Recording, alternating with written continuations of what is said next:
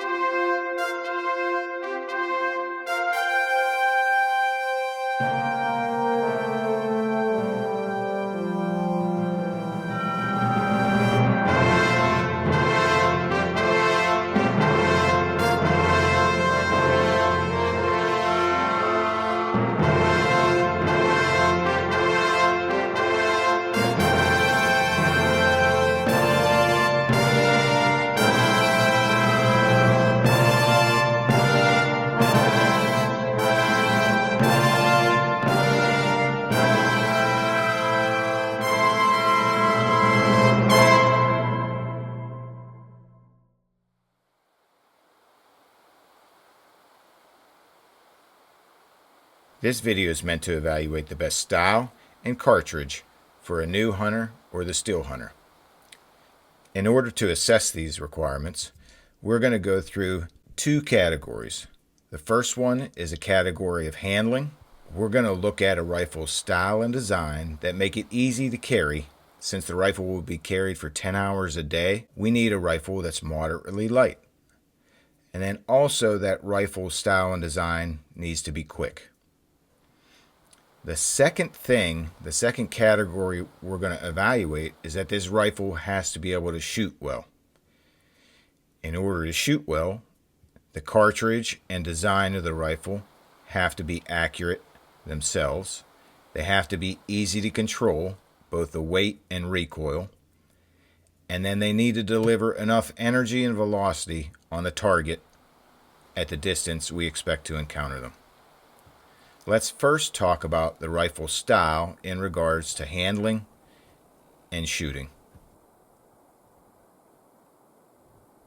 We got to know what we're going to do with this rifle the majority of the time. There are several ways of carrying the rifle. One is the cradle at the front.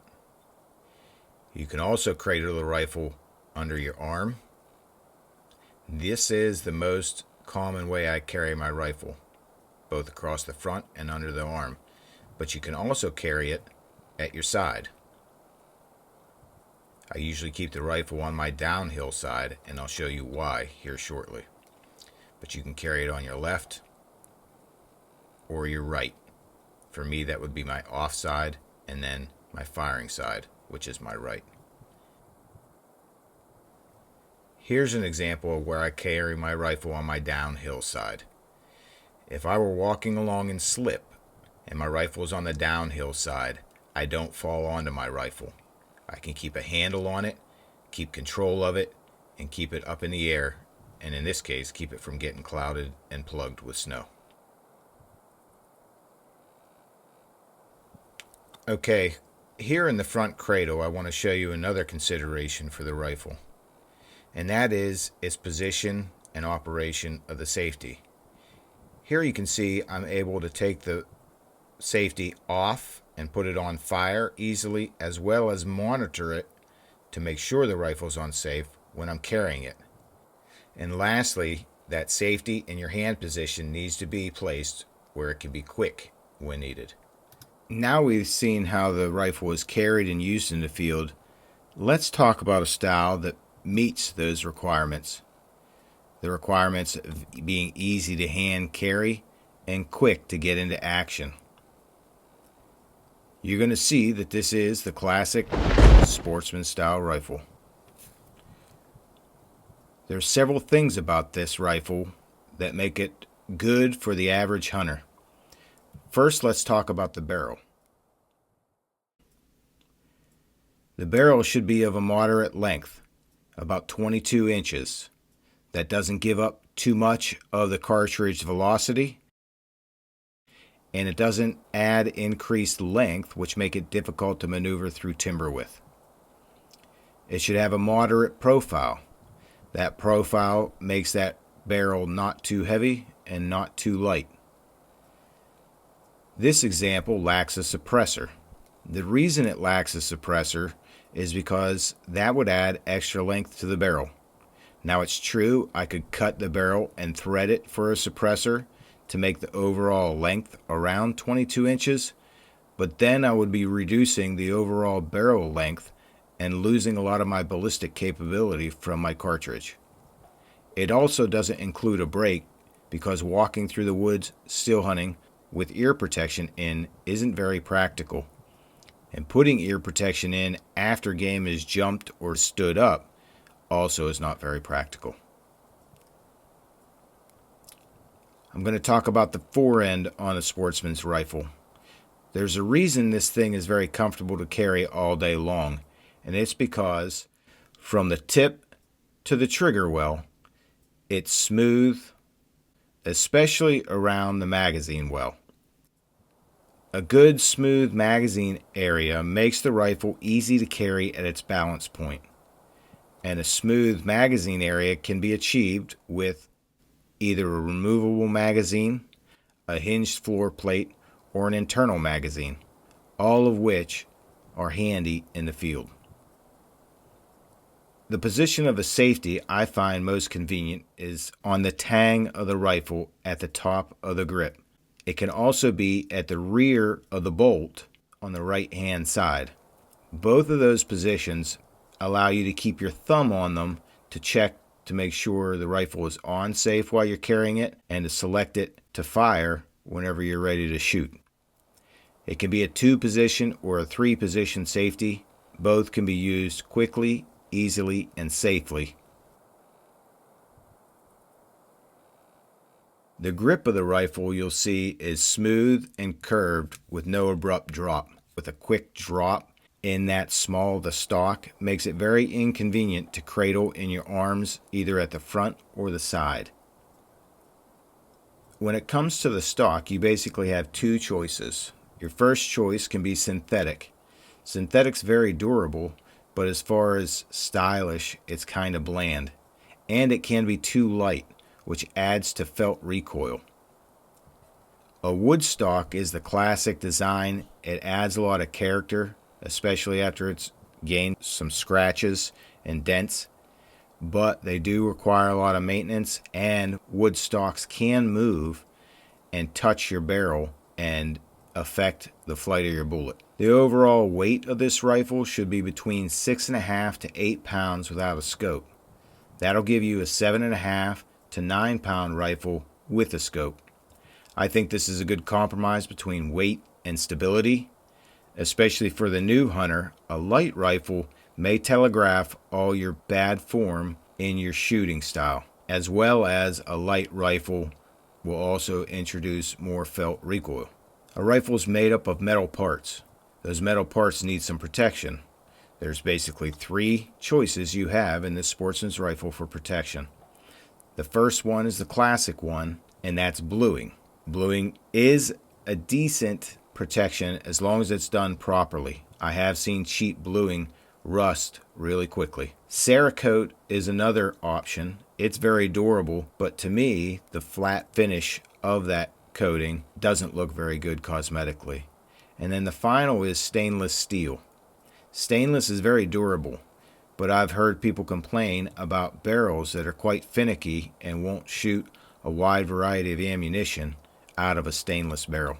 And then the scope is a moderate scope, 3 to 9 by 40 millimeter. I think a 3 by 9 by 40 is a good compromise in weight, in magnification, and in clarity. A 3 to 9 is enough to shoot out to 300 or 350 yards at an animal, and 40 millimeters allows enough light during the low light situations of dusk and dawn. You're going to see this rifle is basically a rifle of moderation. It's not too high in magnification, it's not too high in weight, it's not too low in weight. It's a very sensible, classic sportsman's rifle. Okay, we were talking earlier about the rifle requirements at the beginning of the video. We talked about a good style that makes the rifle easy to carry and moderately light and quick. Now we're going to start talking about shooting. What we need to look at is a rifle and a cartridge fired from that rifle that's easy to control. Also needs to deliver energy and velocity through its bullet on our target animal. So we're going to start to evaluate how to make a choice on what cartridge we're going to shoot. That evaluation of that cartridge is also going to allow us to be accurate. Let me explain how we can pick an accurate cartridge. We need to consider some things at first. The more recoil you feel, the less accurate you're going to be, or the less recoil, the more accurate you will be. If that rifle you're shooting has more choices of ammunition available, you'll shoot it more often and practice more with it. And you're also likely to find the most accurate recipe in that cartridge. Also, if you have more choices, you're likely to find a supplier near you or near at least the area where you're hunting. And because it's highly supplied, it's most likely to cost less. These three factors of finding the most accurate recipe, finding a supplier, and the ammunition costing less is going to allow you, or will cause you, or make it most likely that you will shoot more. The other day I was walking through a sporting goods store, and it was very apparent to me that if a new hunter was getting into hunting, the amount of ammunition, rifles, and calibers and cartridges that were available could be overwhelming. Here's a list of the top 20 rifle chamberings for manufacturings today. So what I did was I went to my local sporting goods store and looked at how many factory recipes or cartridges were available for each caliber. And here is a list of the top ones that I found. This didn't really narrow down my search very well, but it does tell me that I should look at the top 9 factory ammunition offerings for the ease of convenience and supply. And this store was well supplied. I thought, well, what is another way to narrow this down? And the best I came up with was Walmart. But say you're out hunting somewhere and you can't get to a sporting goods store before 5 o'clock or whenever they close, you can at least get to a Walmart to pick up some ammunition.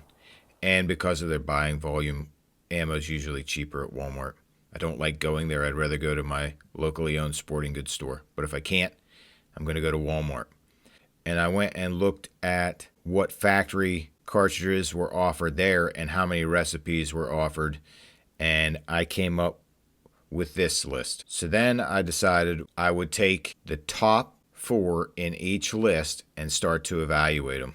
And you can see the top ones here is the 308, the 30-06, the 30-30, and the 6.5 Creedmoor. Now, I have bought a popular rifle, at least so I thought, but if I was trying to supply it through Walmart, I would not be able to. I purchased 243s for the students that come into the course, and you see Walmart doesn't offer any 243 ammo, which I thought was quite odd. My good old deer rifle from the 1950s is no longer offered at the local store. So what's that mean? That means if you have one of the rifles that are chambered in the left-hand column, but not in the right-hand column, you need to stock up and supply for ammo for those rifles, or you need to learn how to reload. I've done both. All right, now we're going to get into how to evaluate a cartridge. There's some things you have to know before you go through this process of evaluating a cartridge. You can do this at home, it's online, and I'll walk you through one example and show you how all these cartridges compare. But you need to know what are the requirements for clean kills. A bullet, through velocity and mass, injures tissue and causes death in an animal, and you need to know what's the requirement to do that. So again, we're going to look at some bullet properties and their behavior at certain velocities. We'll look at some general energy requirements on a target. We're going to look at the energy of recoil of each of those factory rounds. And then we need to know what is the range and terrain we'll most likely encounter animals. Finally, when we get online, we're going to need to know the bullet's weight and its ballistic coefficient and the velocity at which it is delivered. We'll go through the first item, bullet properties, behavior, and velocities. The first offering in a bullet is traditionally what's called a cup and core. Basically, there's a core of lead surrounded by a cup of copper. It's a pretty soft round. It's not as durable as some of the other offerings, but it is very good at lower velocities in thin skin game.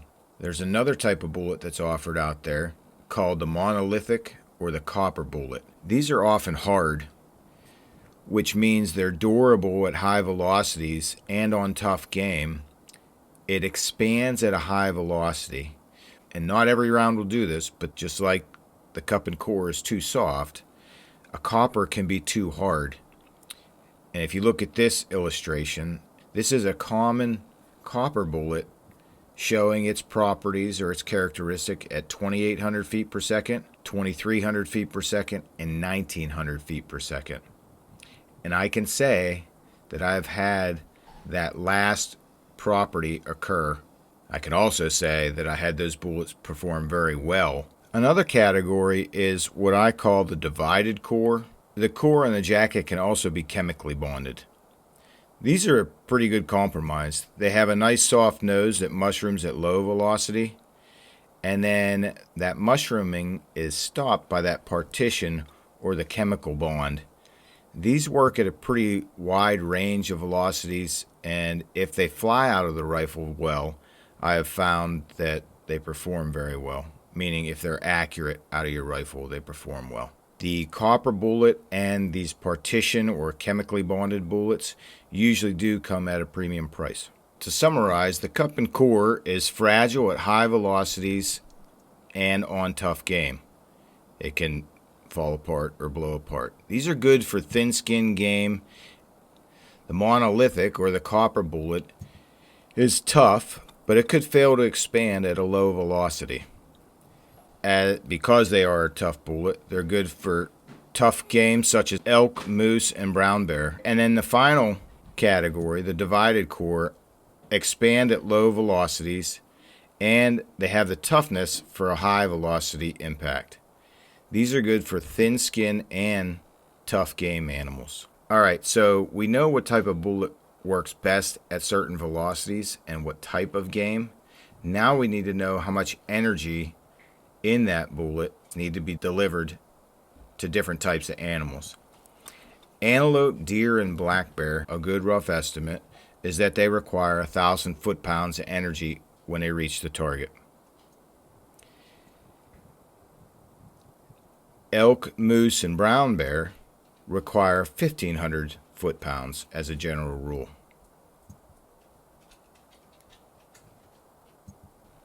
Now I want to talk about the energy of recoil. I went and looked at 8-pound rifles, and I took the 4 top cartridges. Here's the energy of recoil in those 8-pound rifles.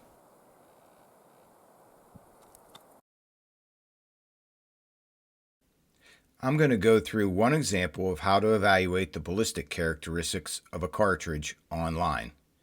Here, I'm using a .308 Winchester Federal Fusion 150 grain cartridge in my example.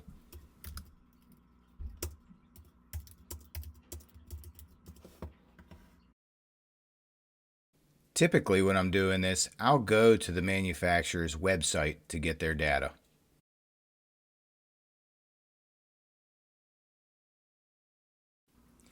In this example, I can see the grain weight of my bullet and the muzzle velocity on the first page. I'm going to take the opportunity right now just to punch that muzzle velocity into my chart. For most of the cartridges I run into, the manufacturers have the information I need down in the specs of the bullet. Here, I found my ballistic coefficient to be 0.414. Again, I'm going to enter that into my chart just so I don't forget it when I go to the next website. In this example, I was moving to the ballistics calculator, but I noticed something. The manufacturer lists the minimum velocity required for good performance in their bullet. That's something to keep in mind when we start talking later. But for now, I'm just going to go up and search for an online ballistic calculator. I have one I use almost all the time, and that is this one, the Shooter's Calculator. On this website, you can see up at the top, you can do graphs for ballistic trajectory, its kinetic energy, your point blank range, and recoil. For right now, we're just going to look at trajectory and calculate velocity, energy, drop, and drift. All right, the first thing that the online calculator wants is our ballistics coefficient. Remember, we got this off the manufacturer's website, as well as the bullet weight and its initial velocity at 2,820 feet per second. I adjust my chart range down to 350 yards. I don't often shoot beyond that, nor do I think I ever would. And you'll see why when we evaluate our cartridges. All right, here I'm going to eliminate some of the units that are on this chart. I don't deal and I don't use or find mils or MOA very useful, nor time. And then I'm also going to reorganize the way the chart is produced in order that it flows better with my chart that I created down below.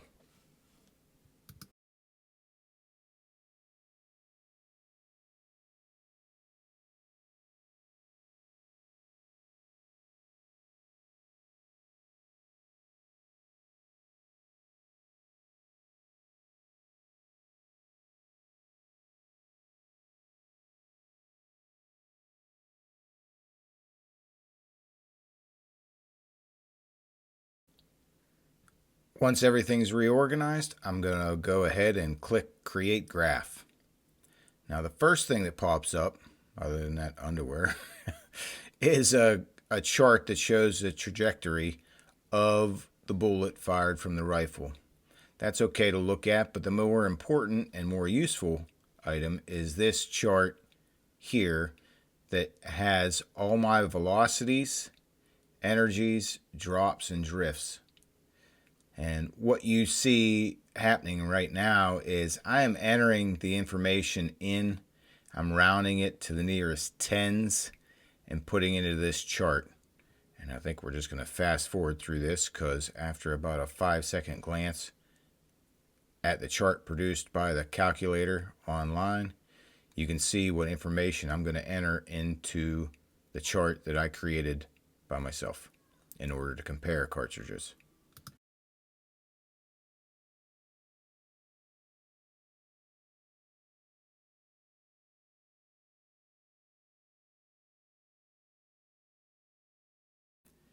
Now what I want to get to is evaluating rifle ballistics a little further. Here's a chart I developed to do that, and I'm going to show you here at the end a comparison of all four, and then we'll summarize what I found out through these charts. I am going to pick a cartridge. That cartridge is going to be something I found to be fairly common in my area. I'm going to pick a bullet style, its weight, and then I'm going to research, find its ballistics coefficient and its velocity. As we evaluate these rifles, I want you to keep in mind some of the things I've talked about previously, and that is basically at what velocities copper bullets perform well at. Now, some of these bullets I compare aren't copper bullets, but it's a good thing to always keep in mind how these things perform at different velocities. We also need to keep in mind the general rule for energy for antelope, deer, and bear is 1,000 pounds of energy needs to be delivered by that bullet when it hits the animal, as well as elk, moose, and brown bear need to be hit with 1,500 pounds of energy when that bullet reaches the animal. I'm going to go through again pretty quickly of the list of available factory ammo at the sporting goods store and Walmart. And I'm going to evaluate the top 4 chamberings that have the largest factory ammo supply, which is the .308, the 30-06, the 30-30 Winchester, and the 6.5 Creedmoor.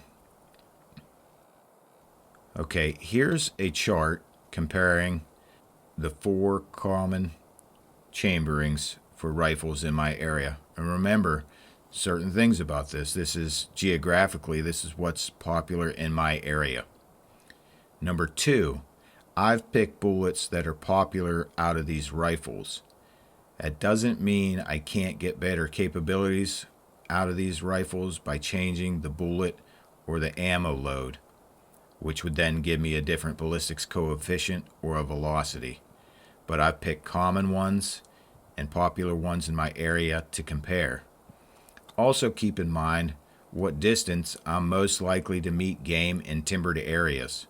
It's basically 150 yards or closer.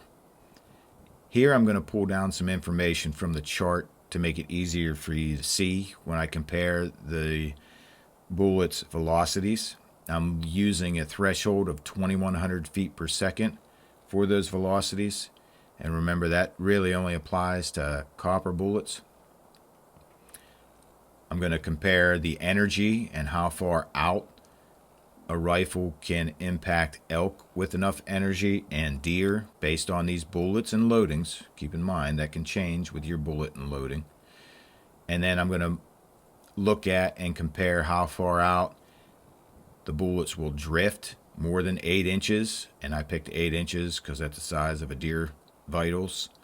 And how much it'll drop more than 8 inches. And I picked that for the same reason as well.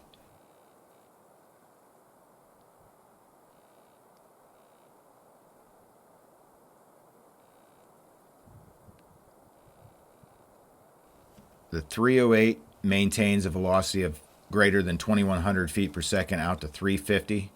The 30-06 maintains that out to 250. The 30-30 never even achieves that beyond the muzzle. And the 6.5 Creedmoor can go out to 350 plus yards and keep that velocity. Now keep in mind, these velocities were all achieved with 150, 165, 170, and 120 grain bullets. All right, next we're going to look at energy. And here they are.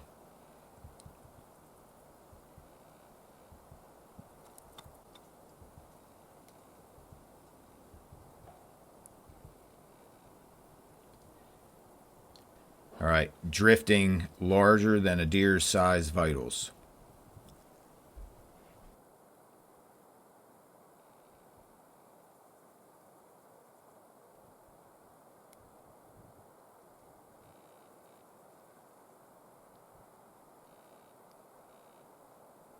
Okay, here we can see that bullets drifting, the .308 and 6.5 Creedmoor, with the bullets I picked, won't drift larger than a deer size vitals out to 300 yards.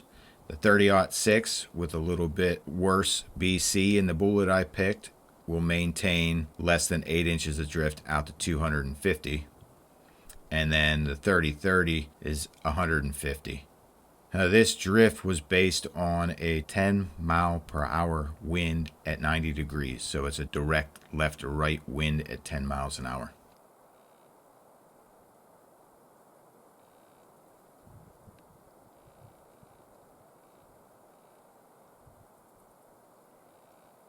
Here are the drops for the bullets that I'm comparing.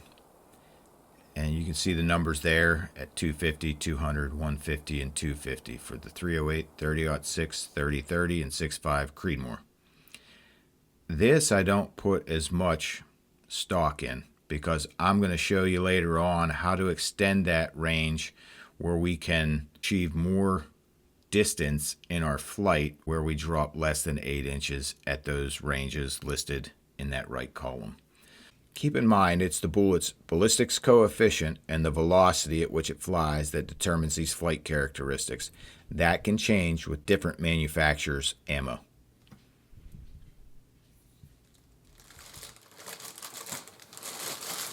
Welcome back after that long video. I got, to let y'all know what's going on, I got my axle back on, the bushings are pressed in, brake lines are redone, and then I'm about to hang the brake housing in this bearing. Probably, if any of you have any experience, you're like, holy crap, can't you just suggest a rifle, tell me what to buy, and that'd be done with it? And I could have, right? But this was geared for new hunters or guys that have never looked into their ballistics or anything like that. And I wanted to justify why a sportsman style rifle, which is becoming unpopular these days, why it's still a good choice for the average person. And then I wanted to show individuals how to basically how to evaluate a cartridge. Then you can be more confident in what you're doing. I'm just going to tell you a story. I was working on a job site one time, and my boss, when I started into construction, he was an older fellow, had been into it like 35, almost 40 years at that point. And when we were doing something on a job, and somebody came out with a new, whiz-bang jigsaw. I mean, it had unlimited tilt capability or tilt adjustment. It had 3 or 4 settings for the blade pitch. It had a Rio for the speed of the blade, and I think it had a light, and even had something that would blow the dust. And my boss got frustrated because he was more frustrated with the fact that people didn't know how that tool worked and how they could use it, which is it's a really good point. He said, again, he was an older fella, veteran like myself that just was getting frustrated with a bunch of shit in life. But he said, all you need is that damn thing to go up and down and to know how to use it, to know how it actually works and know its capabilities and limitations. And it's the same thing with a lot of stuff in this world, but you're watching a hunting video. It's the same thing with your hunting equipment. You need to know the capabilities and limitations of that equipment. And the truth is, that equipment is not going to be the limiting factor. I want you to get better at independence, evaluating shit on your own. That way you gain confidence in how to do things, just with what you have on hand or what you're able to afford. Your equipment is not going to be your limiting factor.